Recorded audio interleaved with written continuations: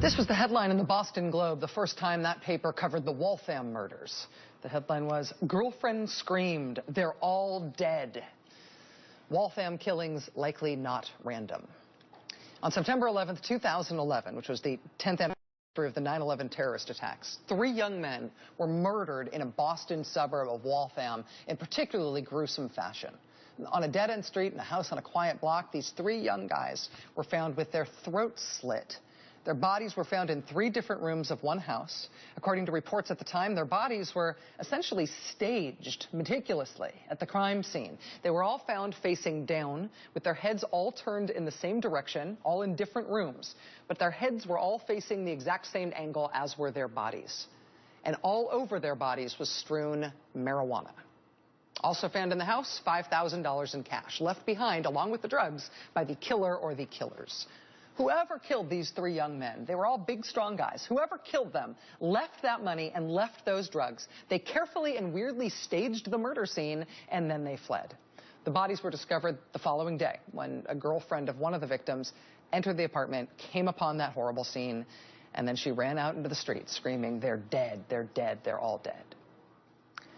From the very beginning, police said publicly, and they told the neighbors, that this was a drug crime. There was no evidence of a break-in. They said those guys were involved in drugs, and that's why they were killed that night in Waltham. But that crime, that grisly triple murder in 2011, remained unsolved, with no reported leads in the case, no evident suspects, no arrests.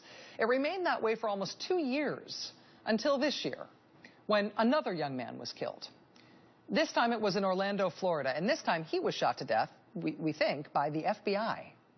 After Ibrahim Todashev was killed in the presence of FBI agents and Massachusetts state troopers who were interviewing him in his apartment in Orlando about whether he was connected to the Boston Marathon bombing, after they killed him in his Orlando apartment, anonymous law enforcement officials leaked to the press that before they shot him, Ibrahim Todashev confessed to that horrible and gruesome triple murder in Waltham. Anonymous law enforcement sources said he confessed that he and the older of the 2 Boston Marathon bombing suspects killed those 3 young men in Waltham. So mystery solved?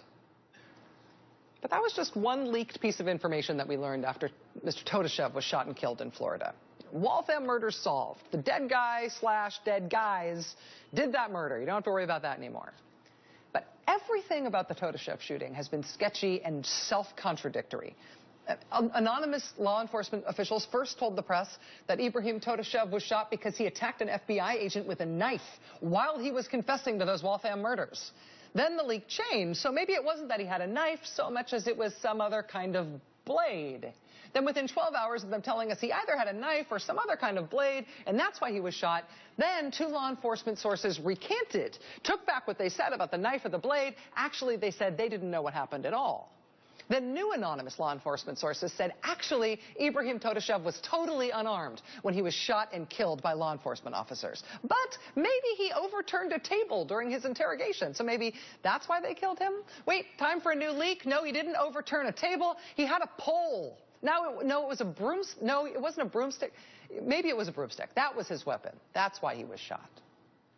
Because of all this totally contradictory information leaked by law enforcement sources over time, and because there's no official on-the-record information to clean up any of this anonymous junk, this is how reporters have to hedge when they write about the Todashev case. You get leads like this. Some allege that Todashev wielded a knife, a sword, a blade, or a broomstick. Others say he was unarmed. So the FBI shoots and kills somebody in his home in the United States. The first we hear of it, the first we hear of this guy at all, is anonymous law enforcement sources telling us, hey, yeah, we killed this guy, but we also solved the Waltham murders. He did it. He told us. And then we killed him. Story. They offer a bunch of contradictory reasons for why they killed him, but they anonymously are assuring everybody not to worry. He was a murderer anyway. Trust us. He told us he was a murderer. And maybe that's true. Or maybe none of that is true. None of it is known for sure. None of it is on the record. None of it is even provided by named sources. This has just been a baffling and terrible case, all of it. The weirdest denouement ever to the Boston bombing story. Today, finally, though, there was a new revelation, and it was on the record for the first time.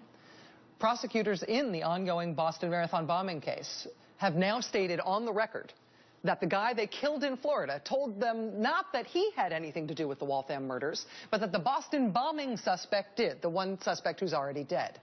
There's no mention in the court filing of Mr. Todeshev having confessed to those murders himself, as press reports initially said he had.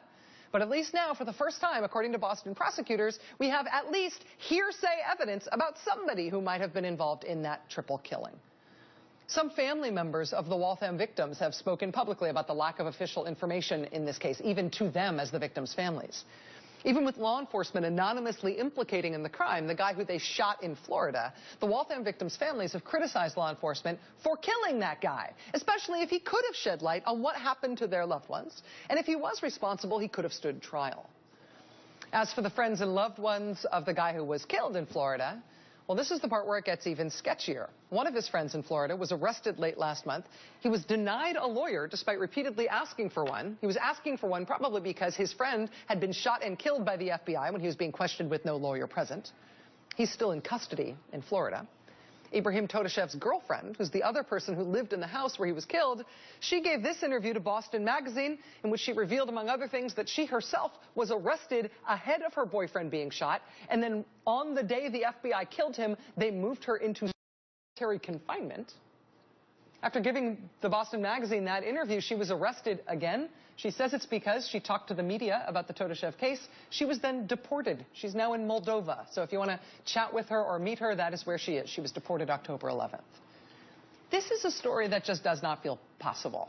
It is not supposed to feel possible, at least in this country. A man gets shot and killed by government agents in his home. There's a total information blackout. Nobody's arrested for killing him. Nobody's charged. Local authorities say they have no jurisdiction. Federal authorities say nothing, except anonymously leaking to the press that the guy they killed was a terrible guy. His friends are harassed and arrested and deported, in part for speaking to the press about it. No government official is ever compelled to tell the public what actually happened. More than 2 months ago, the state attorney for Orange and Osceola counties in Florida finally announced that at least he would investigate what happened in this killing, since the Todeshev shooting happened in his jurisdiction in Florida. So far, we have not heard one peep from that investigation. The FBI also says it's conducting an internal investigation into the shooting. Why was this supposedly unarmed lone guy shot maybe up to 7 times during an interview where multiple law enforcement officers were present? An internal FBI investigation might be a comfort to the families of those 3 young men who were murdered to know that the FBI will at some point provide some answers about this man who maybe knew something about this crime. Maybe the FBI will have to explain why they had to kill him before he could say what he knew, before he could stand trial if he himself was implicated in their murders.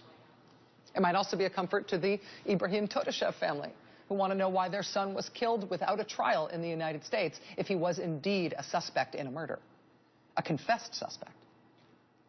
It might be comforting to know that the FBI is conducting an internal investigation into what went wrong here if we did not also know what tends to happen when the FBI does these type of self-investigations. For the past 2 decades, for 20 years and 150 cases where FBI shot and killed or wounded someone, every single one of those 150 shootings was deemed justified by the FBI's own internal review process. No FBI agent has ever been unjustified in shooting someone for the last 20 years if you ask the FBI. That's what they conclude when they investigate themselves. Maybe the shooting was also justified this time, maybe not. In the meantime, we have to just keep guessing. But at some point, somebody is going to have to say something other than no comment about this case. It is too devastatingly inconclusive and bizarre to do otherwise.